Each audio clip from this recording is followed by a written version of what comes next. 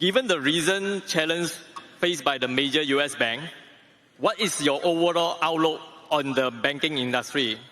How do you assess the risk and the opportunity in this section?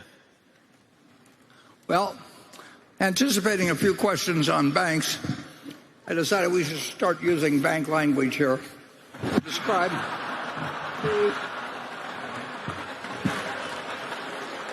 and Charlie.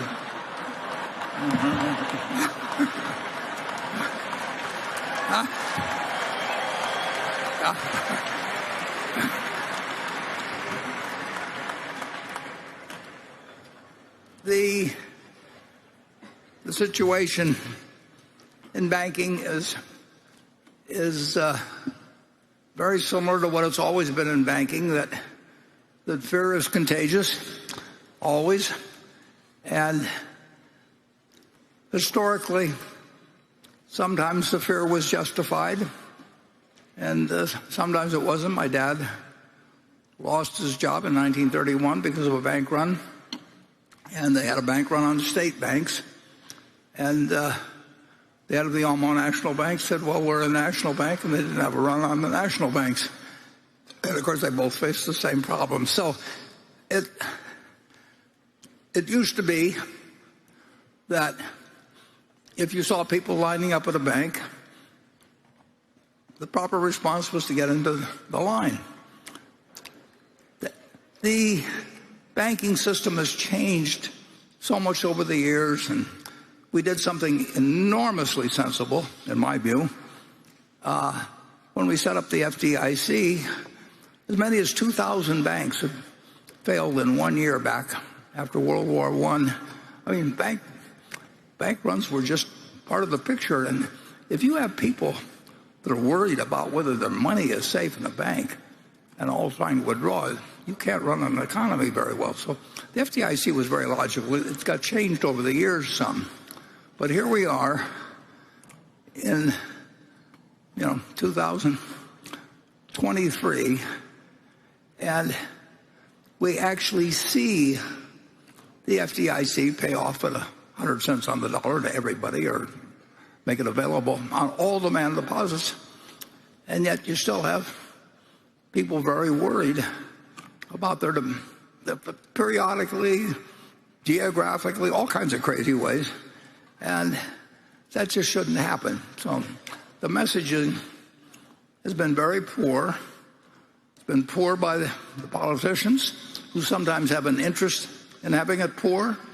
It's been poor by the agencies, and I'd say it's been poor by the press. I mean, you shouldn't have so many people that misunderstand the fact that although there may be a debt ceiling, it's going to get changed.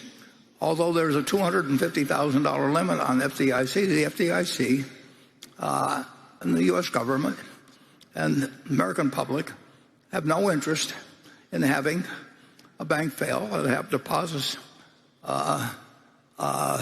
actually lost by people. We had a demonstration project the weekend of Silicon Valley Bank, and the public is still confused. So that's the world we live in. It means that a lighted match can turn into a conflagration, or it can be blown out. And who knows what will happen. And we don't have any worry. We keep our money in cash and treasury bills at Berkshire because we keep $128 billion or whatever it was at the end of the quarter. And we want to be there if the banking system temporarily even gets stalled in some way. I think that the incentives in bank regulation are so messed up, and so many people have an interest in having them messed up, that it's totally crazy. If you take First Republic, for example, you could look at their 10K, and you could see that they were offering non-government guaranteed mortgages in jumbo amounts at fixed rates, sometimes for 10 years before they changed to floating. And I mean, that's a crazy proposition.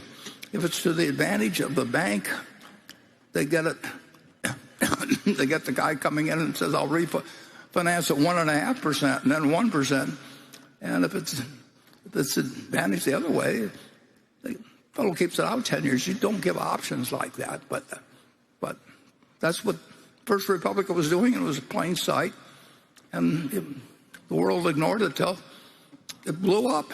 And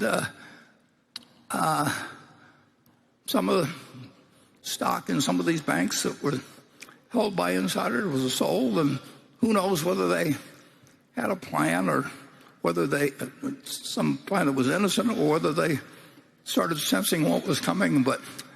But you do know that the directors are not going to be able to read some book or anything like that, but they do have the ability to hold the CEO accountable. The CEO gets the bank in trouble. Both the CEO and the directors should suffer.